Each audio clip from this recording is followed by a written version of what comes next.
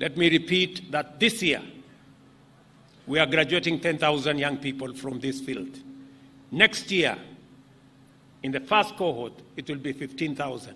In the next cohort, it will be 15,000. So next year alone, 30,000 young people from across Kenya will graduate from NYS as we position NYS as the incubator for all other arms of government.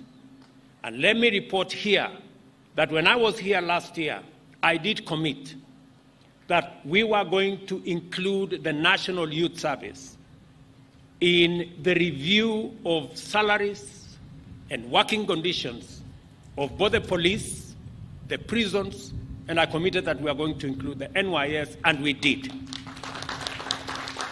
Let me confirm that as the report was presented to me and to government, National Youth Service, beginning the next financial year, for 3 years, their salaries will be increased by 40% going into the future.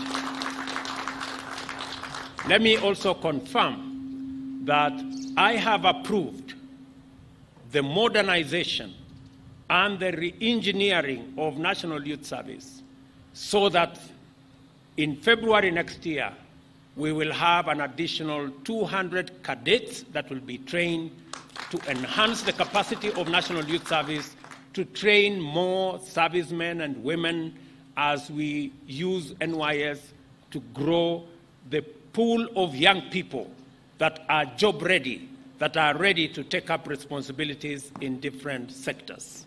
Additionally, another 500 servicemen will be trained to join staff of the National Youth Service, again in the effort to ensure that National Youth Service has the men, has the women to assist NYS train more young people.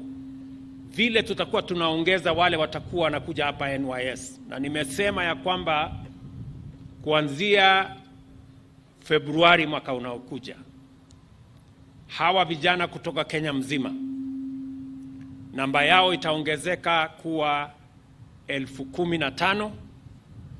Enrollment ya mwezi wa 8, mwezi ujao, mwaka ujao itakuwa 15,000 ingine, na polepole kwa miaka 5 tutakuwa na vijana 100,000 kila mwaka watakao shiriki katika mafundisho ya National Youth Service.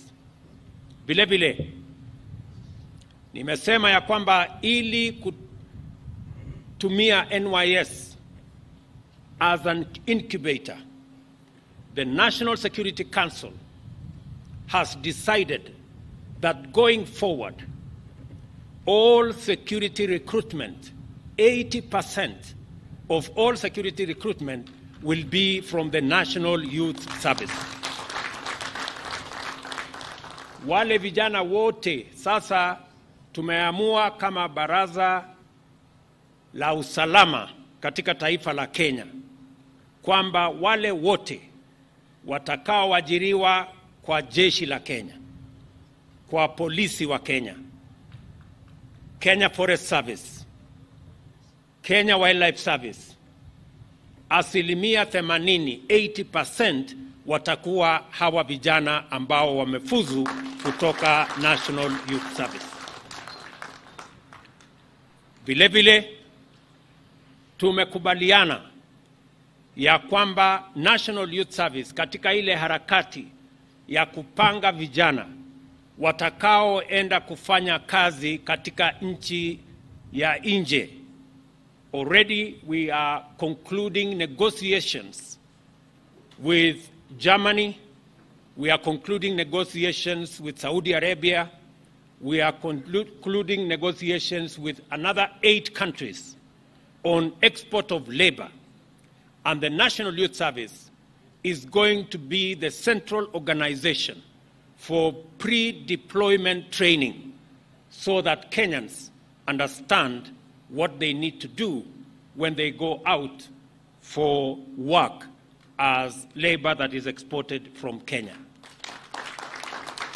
Let me also confirm that as part of the modernization of National Youth Service, which we have agreed will be underway, NYS is going to participate in many fields in making sure that they support civil works, as has been said, in the housing program and in many other programs, in dam desilting and many other programs.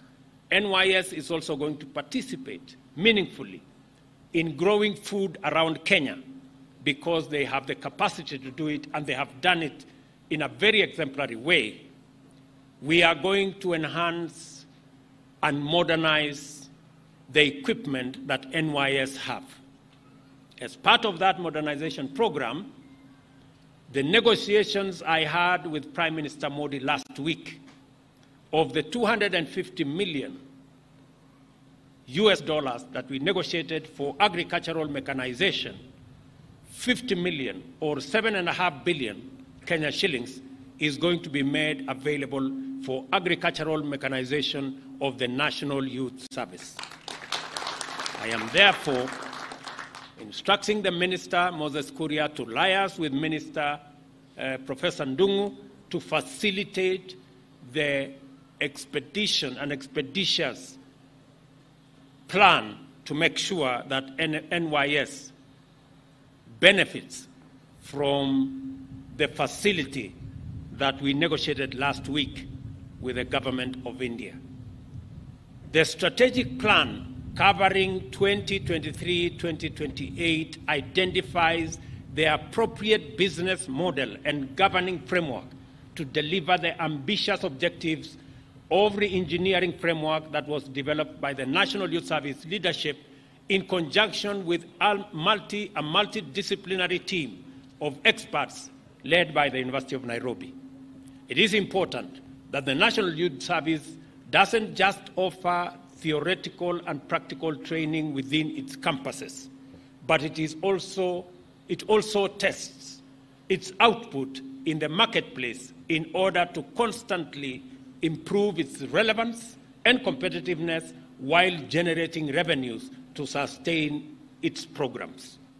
I welcome the suggestion by the Governor of Nakuru to work with the National Youth Service in your TVETs and in your vocational training colleges. We will make this facility available for you or your facilities so that we can use this facility to support your TVET and your vocational institutes.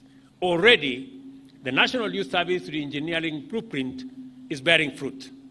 The service has already expanded the acreage underfoot cultivation to support the food and nutrition security component of our agenda, from 1,600 to 2,500 acres already under production. The National Mechanization Program under the Ministry of Agriculture and Livestock Development is an opportunity to enhance the activity in the Mavoloni and other river field units after the completion of the mega dams intended to supply a total of 1 billion liters of water for irrigation, among other uses. And I look forward to looking at that plan, and I look forward to being brief about the development of that plan so that we can support it and actualize what NYS has planned to achieve. Similarly, it is commendable that the infrastructural expansion of NYS itself is relying on its internal skills and capacities. The construction of the Yadha field unit will, for instance, use over 80,000 interlocking building blocks in building 6 new classrooms by February 2024. As a result, the Advanced Building School will be able to relocate from this campus to Yatta, thereby creating space for additional recruits, as I said, for the next cycle of recruitment. I congratulate the National Youth Service for completing the development of infrastructure which had remained stalled for many years.